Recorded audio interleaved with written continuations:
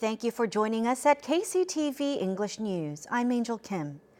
The Provincial Council has delayed the passage of a motion regarding the release of subsidy funds to boost startups in Jeju, and it is being met with backlash from startup companies. The Jeju Startup Association held a press conference March 22nd and accused the provincial government of going against the central government's policies to boost startups and create an environment conducive to the fourth industrial revolution. They also delivered a letter of inquiry to the local council member of the Democratic Party, Kim Kyung-hak, about Jeju's policies and future vision for startups. The Jeju government will counter financial fraud, such as voice phishing, by systematically educating the public and increasing awareness. The province has signed an agreement with the Financial Supervisory Service and the Jeju Bank on March 22nd to establish the cooperative system. The new system will combine their resources and utilize various channels to inform area residents of new scams. The agreement also includes an enhanced system of detecting fraud and an establishment of stronger preventative measures. The ordinance regarding the provision of students' school uniforms has been passed by the provincial government on March 22nd. It is prospected that cash is likely to be offered instead of uniforms. The Jeju Office of Education says it will be difficult to offer physical uniforms this year because of a maximum 60-day approval processing period at the Ministry of Health and Welfare. The province is instead considering a provision of 350,000 won in cash to be paid in June.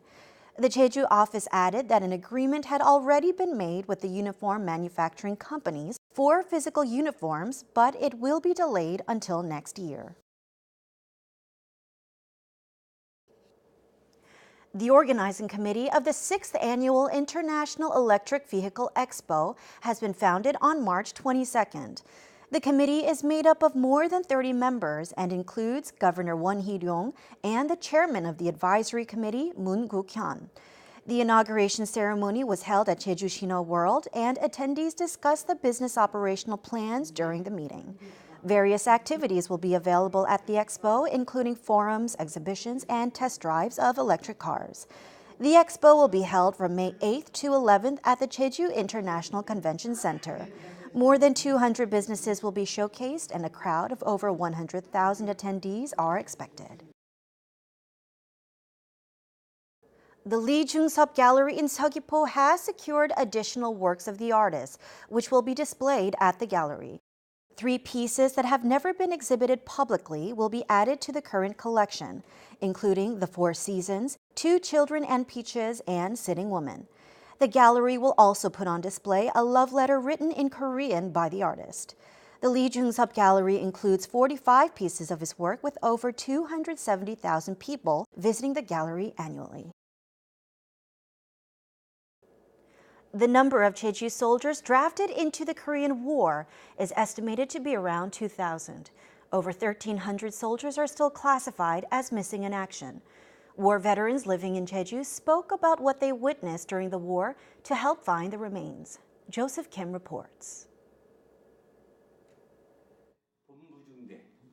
War veteran Mr. Kang Soo-yoon served in the Korean War when he was 19.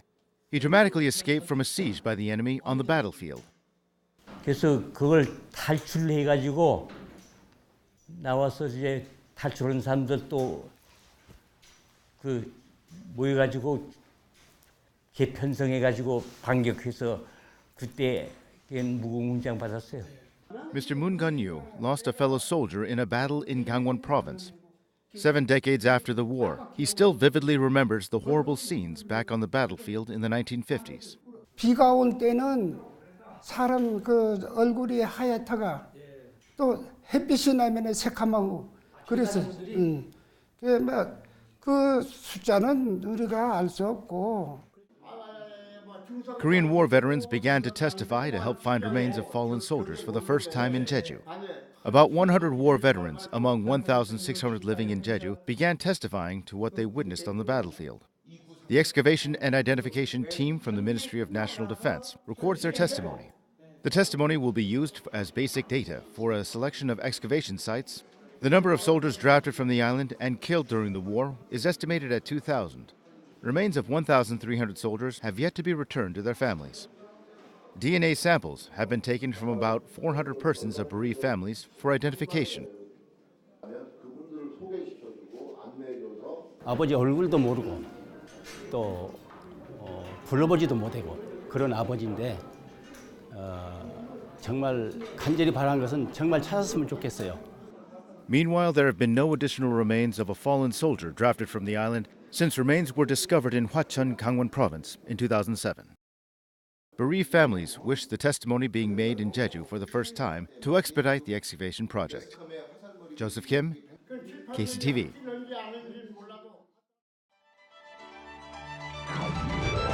Don't miss out on a stunning photo opportunity of beautiful cherry blossom roads.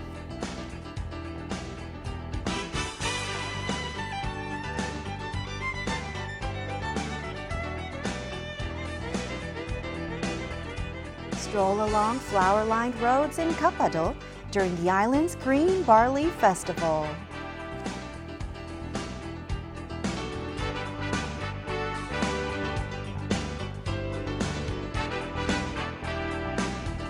Enjoy breathtaking views of tulips at the Halim Park Tulip Festival.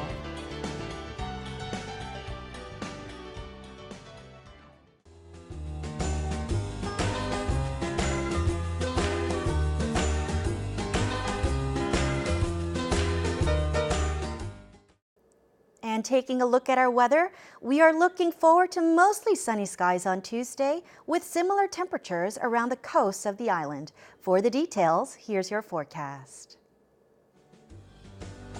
The morning low in Jeju City will be 9 and the afternoon high 18 degrees.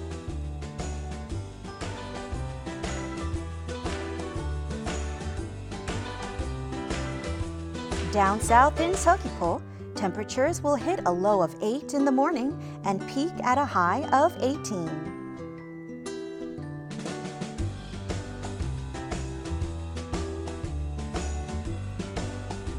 Over in Seongsan, expect a low of 5 and an afternoon high of 18 degrees.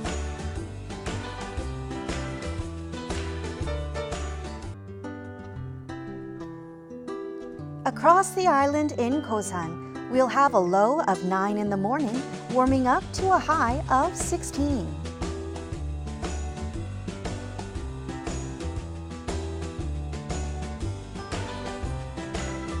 And up on the mountain at Songpanak, the morning will start with a low of 4, topping off at 14 degrees.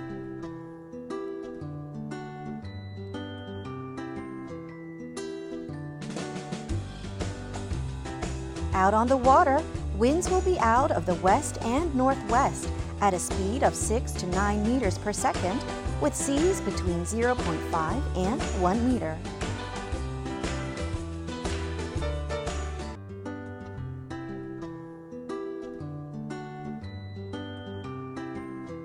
And here's what's coming up.